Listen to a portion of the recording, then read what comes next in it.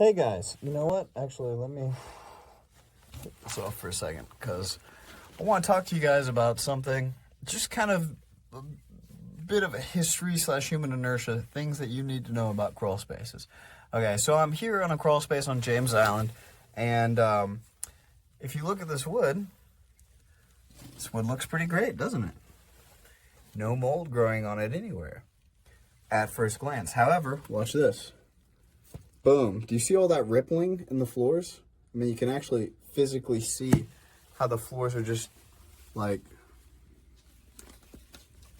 That first layer of plywood is literally peeling off. That's how wet this is. I don't know if you're able to see that. It's a lighting thing, but there's ripples all on this floor. That's why I can move it with my hand. And when we take moisture readings, look at this. It's in the 30s. This should absolutely be covered in mold. But it's not. It's not even one iota moldy.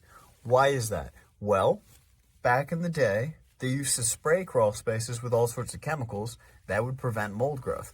Well, we found out the hard way as a society that anything that can prevent mold growth, for the most part, is super toxic. And they kept getting outlawed one after another after another.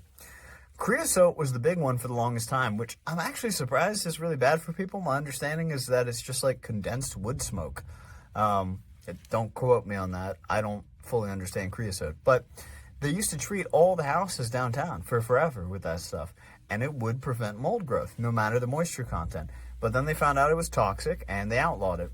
And this is not that. This was not treated with creosote or it would be dark, but there's been a number of chemicals that have followed that ever since.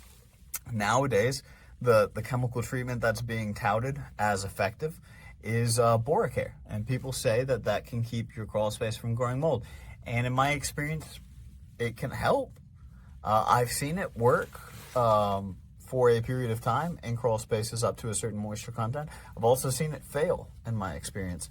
But regardless, I view it as just one in a long line of adaptations to deal with the fact that we do not build homes appropriate to the biome that we live in. This style of crawl space, where it's mostly enclosed and then has a few crawl space vents like that, this is a one-size-fits-all solution. This was pushed by insurance companies. The insurance companies lobbied the federal government to try to require a unified federal building code. Then, when they presented it to the states, I know that the state of South Carolina had said, hey, guess what? We're uninterested in that. And then they said, cool, do you like FEMA money? Because we'll withhold it.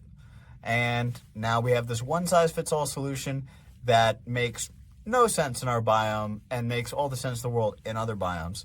So typically this would have insulation. Someone clearly did the smart thing and removed it. And, you know, that's another example of just something that makes all the sense in the world in, say, Arizona, where we have a massive temperature swing between the day and the night. But it doesn't make sense in a place with a nice, even temperature and a massive humidity and moisture issues. So just showing you a little more pieces of the puzzle of what I see every day. This is kind of rare. This house is from the 60s. But this gets you an idea of the many ways people have tried to handle this over time.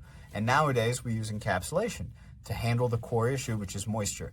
And that's why the moisture content warranty we offer is so important and so unique, because that's what it's all about, the moisture content of this here wood.